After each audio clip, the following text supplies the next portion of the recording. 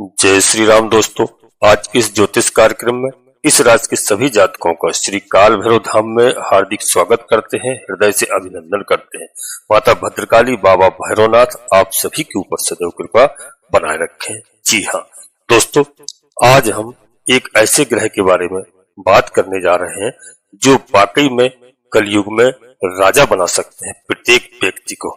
यदि वह आपके पक्ष में है, आपसे खुश है, तो कलयुग में जो वह दे सकते हैं वह कोई नहीं दे सकता है। मित्रों, वीडियो बिल्कुल महत्वपूर्ण है। जी हाँ, आज की वीडियो में दोस्तों टाइटल में लिखा है 18 साल बाद राहु महाराज शनि के साथ हुए। जी हाँ, राहु इतना देगा कि 7 पुश्तें बैठे बैठे खाएंगी। मित्रों, इस बात का ध्यान रखना। दोस्तों, राहु कलयुग में जो दे सकते हैं कोई भी ग्रह नहीं दे सकता है। जी हाँ, अपने आप में कलयुग का राजा है। जी हाँ, यदि जन्म कुंडली में किसी के राहु बलवान है, उनसे कभी पूछ करके देखना राहु ने क्या दिया है।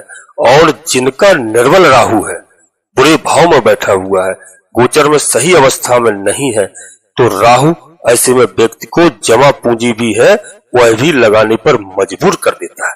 मित्रों, व्यक्ति के परिवार में झगड़े होना यह नॉर्मल सी बात हो जाती है। किसी बात पर के लेकर थोड़ी थोड़ी बातों पर लेकर के जंग छिड़ जाना, अचानक से कोई बना हुआ कार्य बिगड़ जाना, अचानक से कोई जीवन में समस्या आ जाना। दोस्तों, राहु जब निर्बल होता है तो वह अचानक से कई ऐसी समस्याएं उत्पन्न कर देता है कि जिससे लोगों को मुश्किल हो जाता है। मित्रों, आज 18 साल बाद एक ऐसा महापरिवर्तन होने जा रहा है। राहु महाराज मीन राशि को छोड़ करके, जो मीन राशि देवगुरु बृहस्पति की है, उसमें अब तक 18 महीने से राहु महाराज का गोचर चल रहा था।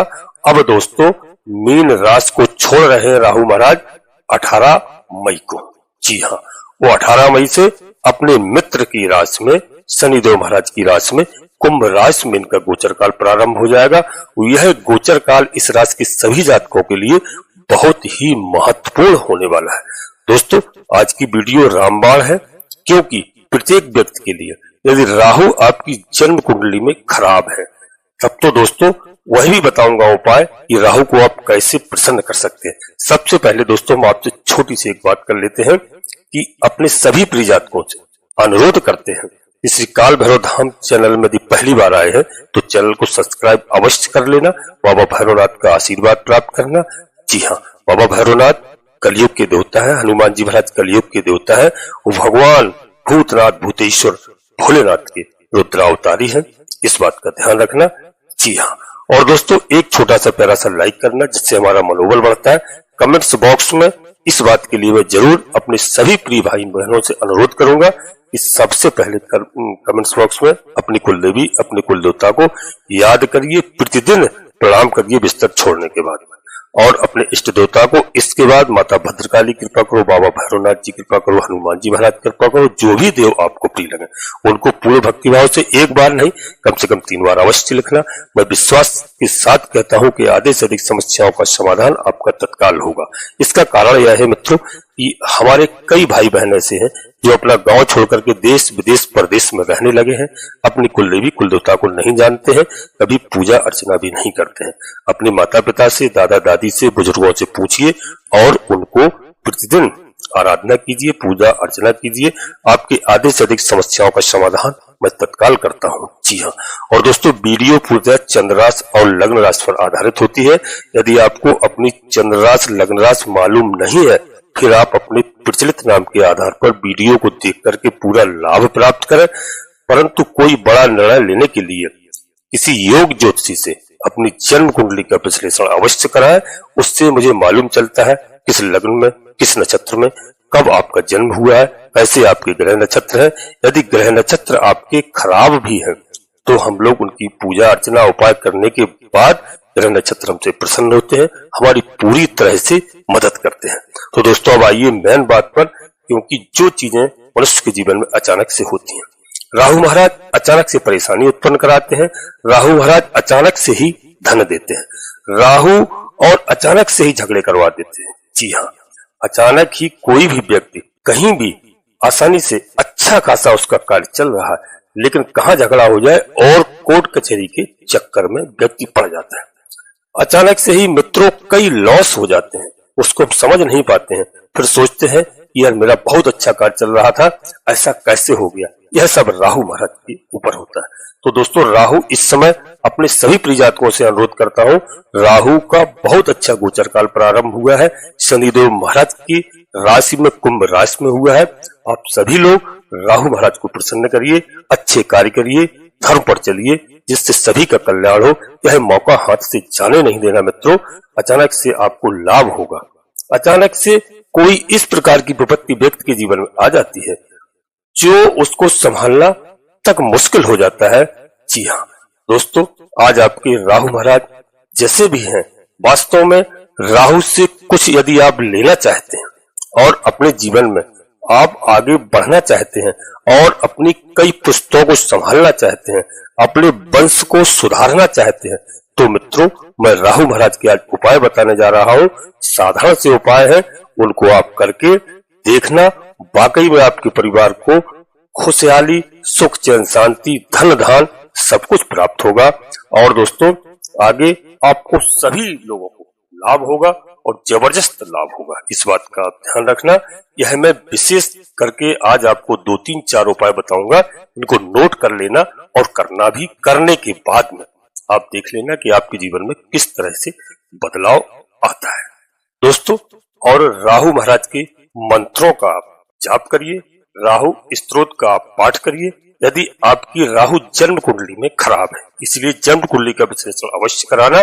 मैं गारंटी के साथ कहता हूँ आपको अत्यधिक धन धान, पुत्र, पिता सब कुछ प्राप्त होगा और कई तरह से बेनिफिट होगा। जी हाँ दोस्तों, अब आप नोट करिए।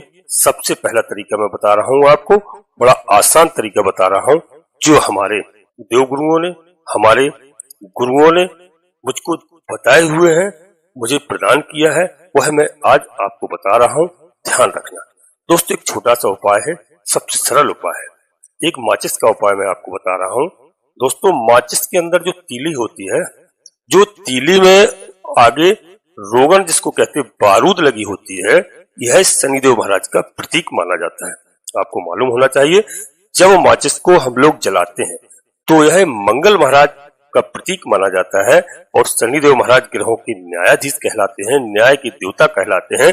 और मंगल महाराज दोस्तों क्या है? मंगल महाराज, मंगल महाराज दोस्तों ग्रहों में सेनापति माने जाते हैं। पूरी सेना का जिनके ऊपर जिम्मेदारी होती है, किस तरीके से कहां इसको ले जाना है, यह मंगल महाराज के दोस्तों। तो मंगल क्या है? मंगल, इसमें जो अग्नि निकलती है वह मंगल होती है, मंगल महाराज होते हैं। और इसमें से जो धुआं निकलता है वह राहु होता है। राहु और केतु दोनों होते हैं। पहले समझ लीजिए मित्रों इस बात को, राहु और केतु की परिभाषा ही धुआं है, क्योंकि यह दोनों छाया ग्रह हैं। जी हाँ, तो इस माचिस का प्रयोग किस प्रकार से आपको करना है दोस्तों? सबसे पहले मैं माचिस का उपाय बता रहा हूँ। पहला उपाय यह आपको बुधवार के दिन करना है, और इसके क्या लाभ आपको प्राप्त होंगे वह भी आप नोट कर लिए। तो दोस्तों किसी भी एक माचिस को आप ले लेते हैं, चाहे माचिस छोटी हो चाहे बड़ी हो, और माचिस को क्या करना है, माचिस में से कुछ तीलियां आपको निकाल लेनी है, कुछ तीली आपको बाहर निकाल के रख लेनी है, ताकि उसमें थोड़ी सी जगह हो जाए, उसमें थोड़ा सा स्पेस हो जाए। और माचिस के अंदर आपको 4 काली मिर्च साबुत रखनी है, इस बात का ध्यान रखना। और वह बुधवार के दिन ये कार्य को करना है, और 4 काली मिर्च साबुत रखनी है, और आपको लौंग भी 4 ही रखनी है उसमें। जी हाँ, बिल्कुल लौंग फूल वाली होना चाहिए। और थोड़े से आपको माचिस के अंदर काले तिल डाल देना है। ध्यान रखना हमारी बात को, क्योंकि यह शनिदेव महाराज का भी उपाय है। मैं शनिदेव महाराज के रिगार्डिंग बता रहा हूँ, क्योंकि यदि शनिदेव आपकी प्रसन्न है तो राहु ऑटोमेटिक कंट्रोल होते हैं। जी हाँ, क्योंकि राहु को कंट्रोल भी शनि महाराज के द्वारा ही किया जाता है। और राहु से लाभ भी जब अच्छे हो जाए तो लिया जा सकता है। शनि आपके अच्छे हैं। अन्यथा दोस्तों शनि कुंडली में यदि खराब हो, शनि की अवस्था सही ना हो, तो राहु कभी भी आपको अच्छा फल प्रदान नहीं कर सकते। जी हाँ, इस समय आपके शनिदेव महाराज भी अच्छे हैं, और मैं आज राहु की चर्चा करता हूँ। जी हाँ, आपको अच्छा फल प्राप्त होगा। तो दोस्तों आपने देख लिया, यह सब चीजें आपने रख ली माचिस के अंदर। तो यहाँ पर आप ध्यान रखना, क्योंकि दोस्तों बिना शनि के राहु कभी भी स्टेप नहीं उठाते हैं। शनि अच्छे हैं, लाभ दे रहे हैं, आशीर्वाद दे रहे हैं, तो राहु आपके अच्छे होंगे।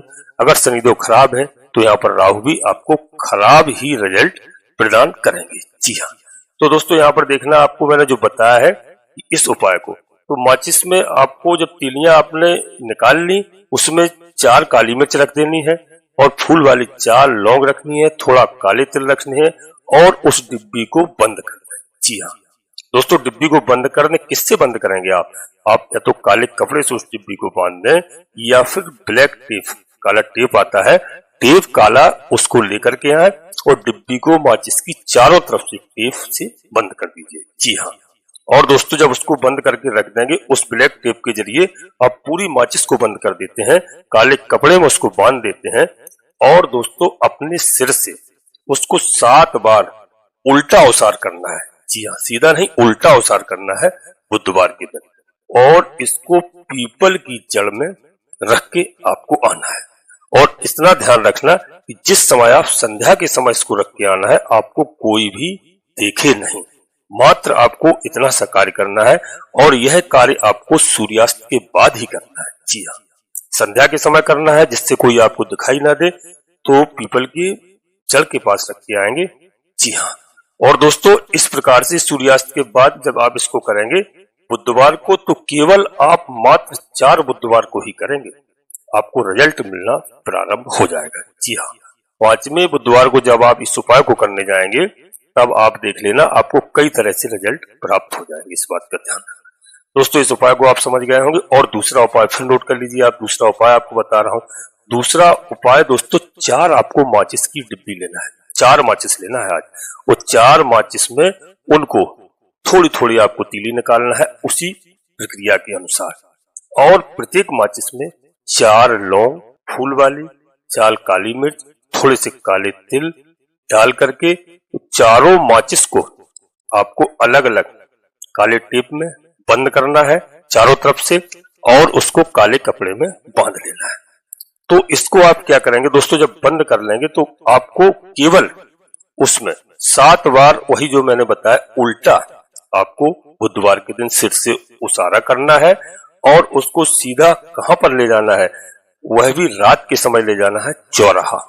जहां पर चौराहा होता है 4 तरह से, जिसको कहते हैं इधर भी वाहन जा रहा, उधर भी वाहन जा रहा, इधर भी, पूरब पश्चिम उत्तर दिक्, चारों तरफ को जहां से रोड हो, उस चौराहे पे आप जाएंगे तो वहां पर आपको किसी को कुछ बताना नहीं है। जी हाँ, बिल्कुल रास्ते चारों तरफ से खुले हो, तो चौराहे पर जाकर के इन चारों माचिस को रात्रि के समय, वह भी समय लगभग 11 के आसपास होना चाहिए कि कोई आपको देखे नहीं, चुपचाप वहां पर डाल करके आपको सीधा अपने घर चले आना है, या आपको रोड से ही फेंक देना है ताकि वह चौराहे पर पहुंच जाए, और सीधा अपने घर वापस आना है। और यह उपाय भी जब आप 4 बार करेंगे कम से कम, तो आपको पता चल जाएगा कि आपके साथ कई अच्छे परिणाम आपको प्राप्त होने शुरू हो जाएंगे। दोस्तों यह दोनों उपाय आपने नोट कर लिए होंगे। अब आपको मैं तीसरा उपाय बता रहा हूं। दोस्तों तीसरा उपाय क्या है कि अब आपको केवल जो है माचिस लेनी है, और माचिस में केवल 4 तीली उसके अंदर रखनी है, और 4 ही काली मिर्च रखनी है, और आपको 4 लौंग रखनी है, थोड़े से काले तिल रखने हैं। इसके बाद इसको अब काले कपड़े में नहीं बांधना है, इसको लाल कपड़े में बांधना है। लाल टेप से इस माचिस को चारों तरफ से बंद करना है। यह हनुमान जी का मैं सहारा ले रहा हूं, मंगल महाराज का सहारा इसके लिए ले रहा हूं। तो लाल रंग की टेप में आपको लपेट देना है, लाल कपड़े में इसको बांध देना है, और इस कार्य को बुधवार के दिन ही करना है इस उपाय को। तो दोस्तों इसको लाल रंग की टेप में जब अच्छी प्रकार से बंद करके इसको अपने सिर के ऊपर से 7 बार उतार के बुधवार या फिर मंगलवार को भी इस कार्य को कर सकते हैं। तो इसको आपको ले जाना हनुमान जी महाराज के, कहीं आपको हनुमान जी का मंदिर हो आपके आसपास पड़ोस में, हनुमान जी महाराज के चरणों में रख करके चुपचाप चले आना है। जी हाँ, किसी से कोई बात नहीं करना है। इससे आपके राहु कंट्रोल में हो जाएंगे। शनि भी यदि कुंडली में आपकी खराब है तो वह भी कंट्रोल हो जाएंगे, अच्छे हो जाएंगे, और आपको ग्रह सभी सपोर्ट करने लगेंगे। जी हाँ दोस्तों, आपने 3 उपाय समझ लिए हैं। अब मैं आपको एक चौथा उपाय और बता रहा हूँ। आपको दोस्तों वही उपाय में कि आपको एक डिब्बी फिर माचिस की लेना है और माचिस की डिब्बी में दोस्तों 4 तीले आपको रखना है और उसमें सेम 4 काली मिर्च, 4 लौंग फूल वाली, थोड़े से काले तिल, जी हाँ, आपको रख लेने हैं और उस डिब्बी को उसी तरह से लाल टेप से बंद कर लेना है और लाल ही कपड़े में उसको बांध के रखना है, जी हाँ। और उस समय जब आप इसको बांधते हैं, बांधते समय मित्रों इस मंत्र का जाप करना है। ओम भ्रम भ्रीम भ्रम सह राहवे नमः, जी हाँ, इस मंत्र को आपको 11 बार बोलना है।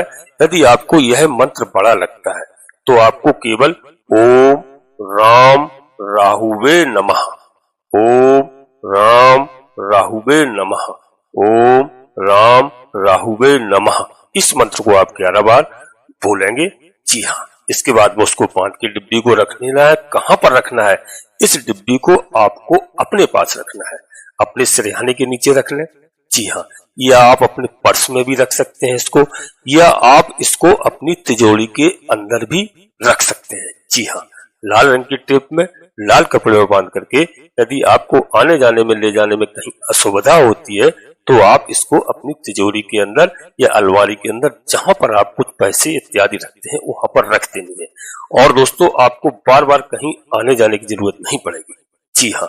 और दोस्तों इस कार्य को आप करेंगे, यह आपके लिए उपाय बहुत ही बेस्ट रहेंगे, बहुत ही उत्तम रहेंगे और आप यदि इसको कर सकते हैं तो दोस्तों 5 बार तो आपको कम से कम करना ही है।